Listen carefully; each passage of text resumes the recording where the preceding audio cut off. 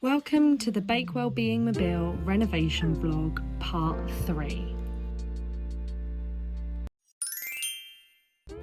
First of all, we had to make the table.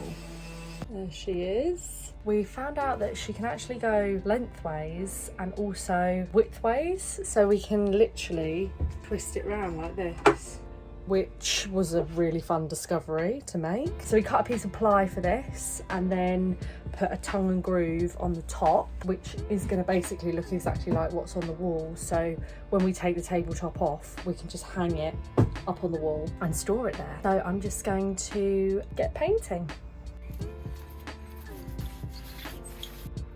So the table is now finished. It's just resting on this little kind of hook here. You can sort of see where all the wood has expanded in the summer, and we can now see part that we couldn't see before, so everything needs another lick of paint just to get in all those little nooks and crannies. We have attached the table with this latch here, so you've got one this side and one over the other side there as well, and then that goes onto this table leg here, which is removable.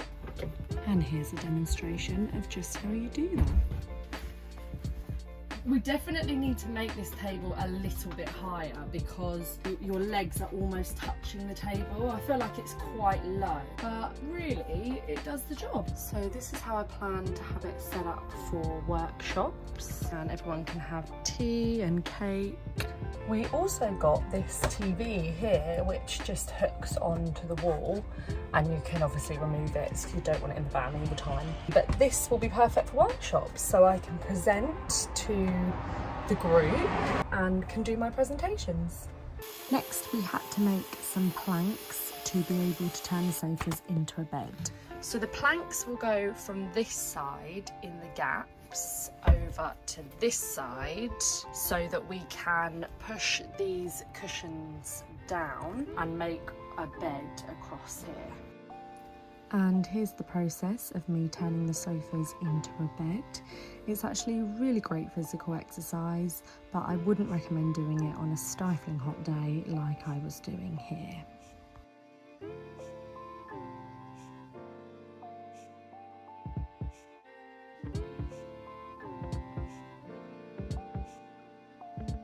And here is what it looks like as a bed. Pretty darn cozy. Next job was to attach all of the cupboard doors. They have been hinged with these bad boys, so they actually hold open, which is quite handy. And then we have the clasps, so you just push that closed so they don't flap about when we're driving. We've also got the cubby hole one done, which I'm very pleased about, which just has towels and toilet rolls and things.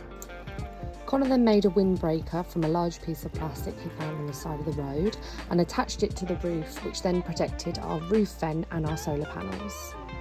The last thing we made was the toilet door, and to be honest, by this point we were almost completely out of paint, so we're like right at the end of the barrel of paint, and it's got all these dry bits of paint in it because I just completely lost my patience. But it does the job for now. We've got these nice kind of barn door hinges. So we might change this toilet door because at the minute it does slightly leak when the shower is working, although the shower has broke again because the pipes got too hot this time. This is hooked in like that again, so it doesn't flap around when we drive, but at the minute you can just see up there this has just popped out, so we can't use the shower at the minute.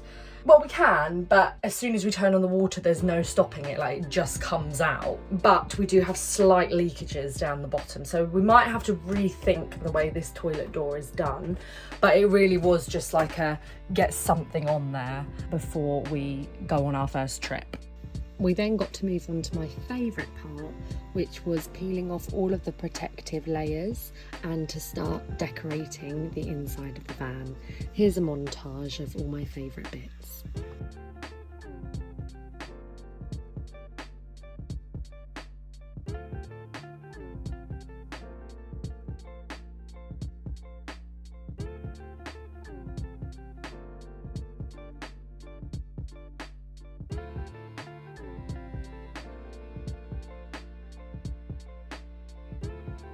I also bought tons of fake foliage. I saw this thing on one of the like van life Facebook pages where in the front they had made like a little fake foliage garden with stones, and I just thought it looked so cute. The cupboards are now stocked up with everything we need for a trip. We do have a couple of areas that still need finishing off. I think we'll probably do like a little curtain that pulls across there, and I would really love to have a little cutlery drawer in this gap here. Other things I'd quite like to do is just sort of to go around all these little edges and kind of clean up the rest of the white. There's a few little nooks and crannies that are still a little bit messy. And then you have these bits at the back that need to be filled with something.